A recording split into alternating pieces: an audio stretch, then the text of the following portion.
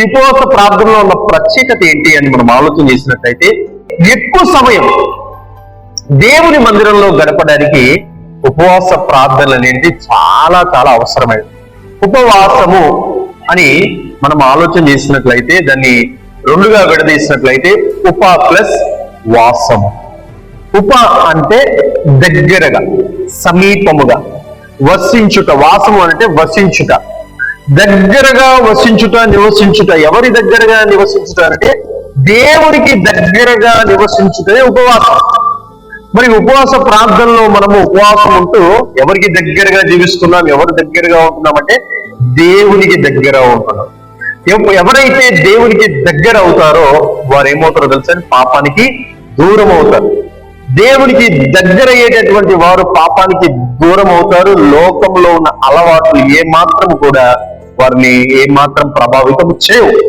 ఎందుకనంటే ఒక విశ్వాసి దేవునికి దగ్గరయ్యే పరిస్థితుల్లో తన యొక్క టైంని పక్కన పెట్టి, తన యొక్క సమయాన్ని పక్కన పెట్టి, తన యొక్క ఉద్యోగాన్ని పక్కన పెట్టి, తన యొక్క వ్యాపారాన్ని పక్కన పెట్టి, తన యొక్క ఇంటి పనులు పక్కన పెట్టి, అవసరమైతే తన యొక్క ఆహారాన్ని కూడా, టిఫిన్ కావచ్చు, భోజనం కావచ్చు, ఈ ఆహారాన్ని కూడా పక్కన పెట్టి దేవునితో సమయం గడపడానికి వస్తూ ఉంటారు. చూసారండి, అదే నిజమైన ఉపవాసం. దేవునికి స్తోత్రం.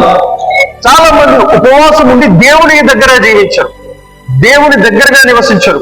ఉపవాసం ఉండి ఉద్యోగాలకు వెళ్ళిపోతారు, ఉపవాసం ఉండి పనులకు వెళ్ళిపోతారు, ఉపవాసం ఉండి ఏవో అన్ని పనులు చేసుకుంటా ఉంటారు. దానికి ఉపవాసం అన్నారు. మరి దాన్ని ఏమంటారని అంటే డైట్ అంటారు. ఏమంటారండి? ఏదో నీ యొక్క ఆరోగ్యానికి ఒక పూట మానేస్తున్నావు అంతే. కానీ బైబిల్ ప్రకారంగా ఉపవాసం ఏంటంటే నువ్వు భోజనము కానీ టిఫిన్ కానీ మానేస్తున్నావు అని అంటే ఆ సమయాన్ని నువ్వు ఎక్కడ గడపాలి అంటే దేవుని దగ్గర గడపాలి. అలా మనల్ని మనం నలగొట్టుకుంటూ ఉపవాసం ఉంటూ దేవుని దగ్గరకు మనం వచ్చి దేవుని దగ్గర సమయం గడిపితే ఏమవుతుందో తెలుసండి?